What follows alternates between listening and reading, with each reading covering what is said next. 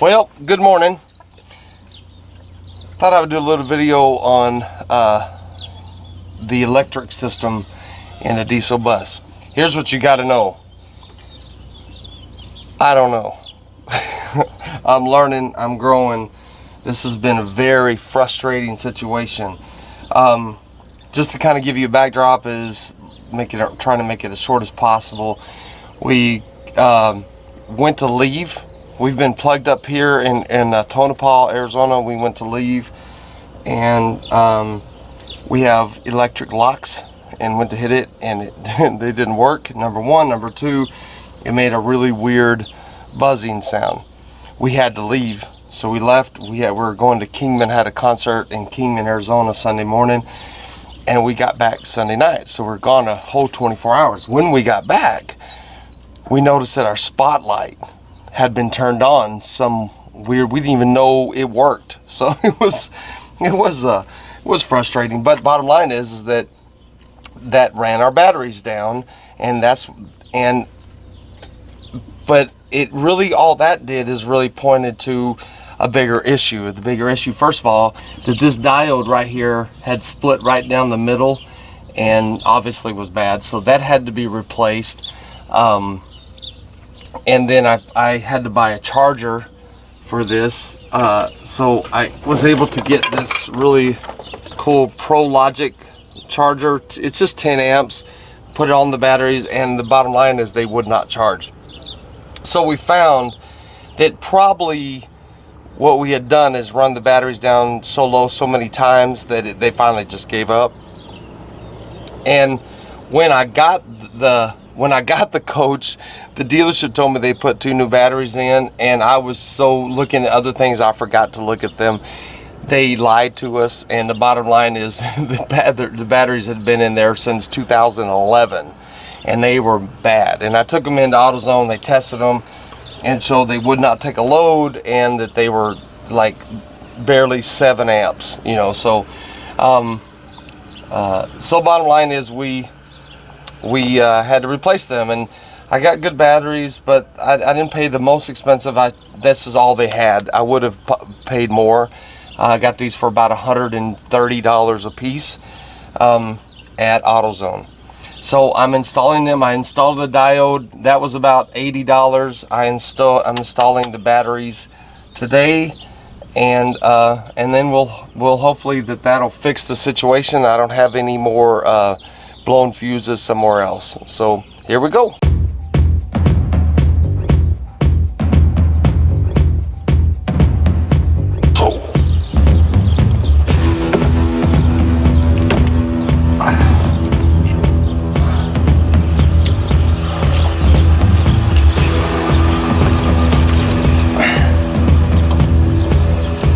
So heavy.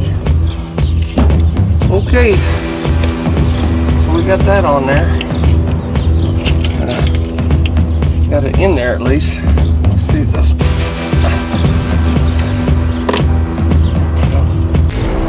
That's what I was afraid of. Have these all conjangled. I put this on wrong. I have to pull it all out. It's this right here is angled from that one, and there's not a lot of play in it, so I can't really, that piece there has to be on this post here, so it's not gonna work, so I gotta redo it all. Fun, just fun and dumb. Okay, so let's take this piece off of here.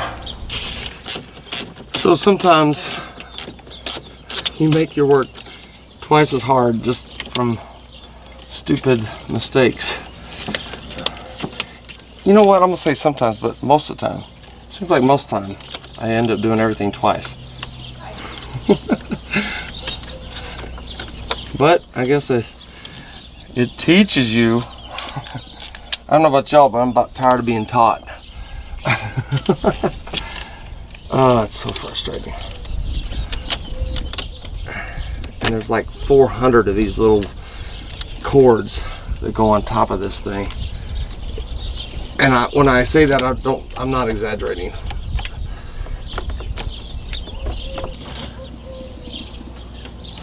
So I'll just flip this around. That's what it looks like there.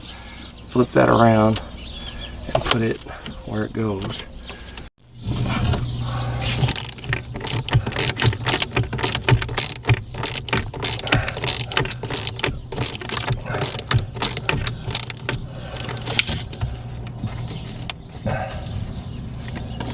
Alright, and then we put all these cords on back on there. Look at all these right here.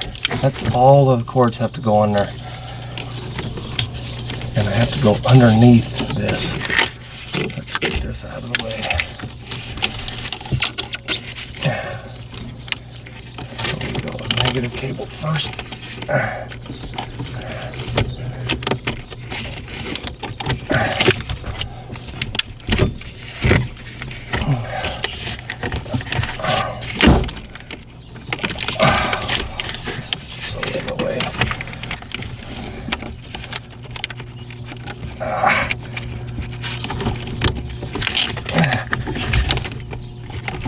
Golly.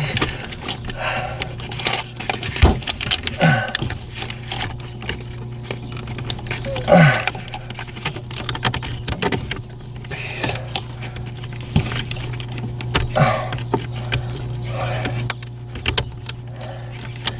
Oh yeah, this is why nobody ever wants to do this. Okay. We're getting there.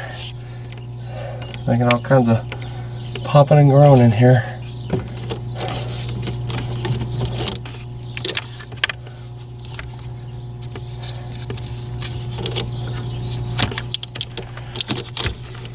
Oh man.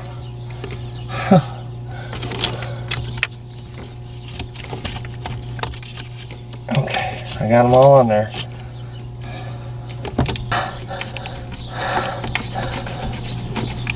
Oh my goodness, I got it.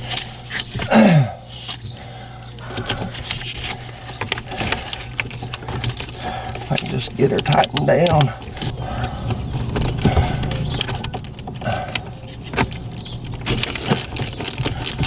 So I'll just keep that little loose size and flexibility. All right. So now we'll do this side. I'm going to go ahead and do the negative side first.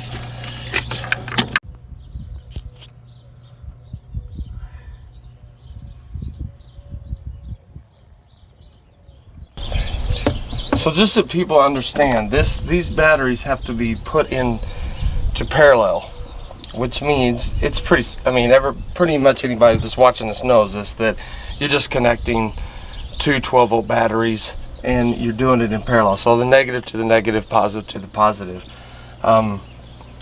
So what I do is I have four coach batteries that are deep cell batteries, and then I've got two 12-volt batteries.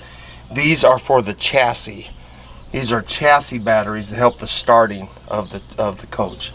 So these are for the coach itself, and this is for the motor or chassis. Another way to say that.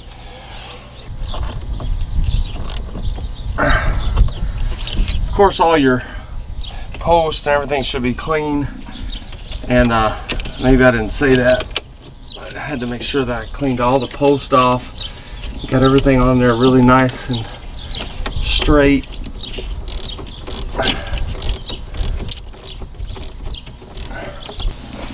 Don't want to leave no wires out. Don't know what it's to, but I guarantee it'd be something important. This one wire right here will probably start the whole truck. So we got this little breaker switch here, and this turns all the main power back on to the batteries. I just have to hope it all works. Okay, so as you can see, we got it all wrapped up. This is out of here, directly out of there. This wire goes up to the positive post, negative post. I turn this switch on, and guess what? It actually worked. Can you believe it? Don't believe it, because it was hard, and it was a pain, and I went through some very frustrating moments, and so will you. Good luck.